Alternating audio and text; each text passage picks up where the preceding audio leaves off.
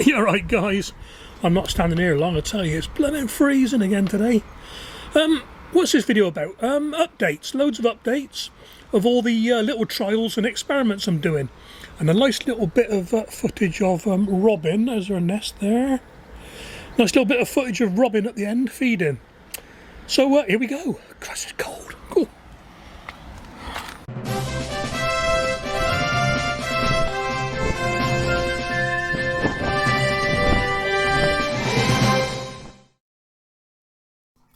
Okay then, here we go. Those of you that follow me, and if you don't follow me, why aren't you following me? Yeah, those of you that follow me will remember that back on the 4th of March I did a video with these 4 little Rooster Spur chilies that were in the greenhouse. They were looking sorry for themselves. They were potted into Ambassador compost. They weren't doing very well, so I moved them into Mother Earth compost with the promise that if they perked up, I'd do all of the chilies, the other 20 or so. And over the next couple of days, I tried to take exactly the same shot, if you know what I mean. So the next couple of days, they seem to be getting greener, and they just look generally healthier. It's hard to put your finger on it, but they look better. They look like they want to survive rather than wrapping it all in, you know. So anyway, what I did yesterday, I repotted all the other chilies and aubergines out of the Vitapod upstairs. This is what they looked like before, and as you can see, they're pretty sorry for themselves, aren't they? And I've put it into Mother Earth, and that's what they look like now. Okay, they look cleaner with the dead leaves gone and nice fresh compost, but in just that one day they really have perked up. Not so much a trial, this one, more of an example of things going wrong. These are ambition shallots. And I thought to myself, well, they're not growing very well. The germination's pretty rubbish compared to the Zabroon shallots right next to them. And I had a quick count, there's 10 or 11 germinated there. So I took a photograph a few days later, and there's still 10 or 11 germinated. And I took another photograph 3 days later, which is today. Exactly the same, still the 10 or 11 germinated. I'm putting this one down to poor seed, even though it was a brand new packet. Can't be the compost because there's a Zabroon right next to it, nearly 100% germination. I'll just put these in the veggie pod or the cold frame. No point wasting space on the allotment for these.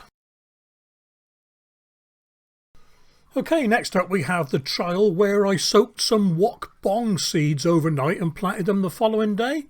They were soaked in seaweed solution and water, and some were not soaked at all. And this is what happened. I could have kicked myself. I came out in the morning, did my normal walk around as usual, and I thought, oh look, the water ones have all poked up. I'll get a photograph of those later on. I went back 3 or 4 hours later and the seaweed ones had poked up as well. That was 3 days after sowing. The following day, the dry ones in the centre there, they poked up as well.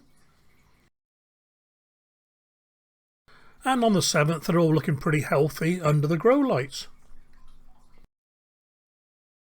And here they are today, the 8th of March, not far off pricking out really. Here's a sideways view of them, and the water ones, the H2O ones, look a little bit taller, but that could be because they were up 3 or 4 hours before the rest. So far I'd say no difference with the germination, but time will tell to see if the seaweeds had any effect on the adult plants. Nothing to report on the celery trial yet. Surface sown at the top there with the pink arrow, and a light scattering of very fine vermiculite at the bottom there with the blue arrow. It's only been a week since I sowed them, so a while to go yet, I reckon. The compost is wet, it just looks dry there. Nothing to report on the compost trial yet because the lettuce hasn't poked up. But when I did the video, one of my subscribers, Amanda Jane Jones, hello Amanda, she said, what's the pH of the composts? And I thought, oh my word, why didn't I think of that? You could have heard a pin drop here, I tell you. So anyway, the following day I did the pH and the nutrient test, NPK, and this is what happened. I used my Test West kit. A little bit arduous doing them all, but you only do it now and again. It's not like you're doing it every day. And there's enough in that kit to do 60 tests, so it's pretty good. So what you do is take a sample of the soil, or compost in my case, and mix it with 4 times the weight of water. So I took 50 grams, mixed it with 200 grams of water, gave it a good shake up, and left them until the solution cleared. I'm showing you them alphabetically, keep it simple. So the first one was Ambassador. This is Cocoa Coir. The next one's Levington. And the last one is Mother Earth. And to save you flicking backwards and forwards, I've put them all together on one shot. I'm good to you guys. What I do like about this kit is the procedures are the same for every test. pH, N, P and K. All you do is add half a mil of the test reagent to 3 mil of the liquid you're testing. Add a heaped spoon, the provided spoon, not a teaspoon, of the correct powder. Put the lid on the test tube, shake it up for 30 seconds and leave it for 5 minutes. Then after the 5 minutes you simply compare the colour of the test tube to the colours on the charts. It's only a rough guide. It gives you low, medium and high, that sort of thing. There's not actual proper numbers like 22%, but it's good enough. So here's the Ambassador, Cocoa Coir, Levington and Mother Earth.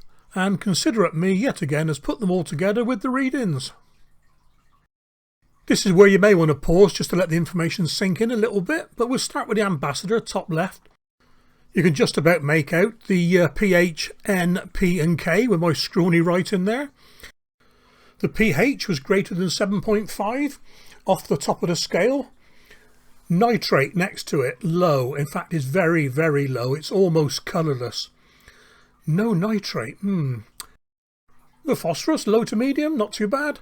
And the potassium, low. But I'll mention that in a minute. I've got something to say about that one. Top right there we have the Cocoa Coir. pH of 7.5. Nitrate, medium, that's quite good.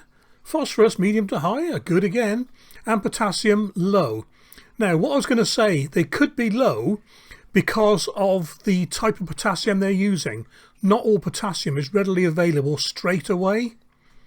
Okay then, Levington, bottom left, greater than 7.5 for the pH again, off the scale. Nitrate, low to medium. Phosphorus, medium. And potassium, low to medium. So, you know, seemingly not bad. And then Mother Earth, neutral pH. Yeah, that's good, I like neutral pH. Nitrate, low to medium. Phosphorus, medium to high. And potassium, medium.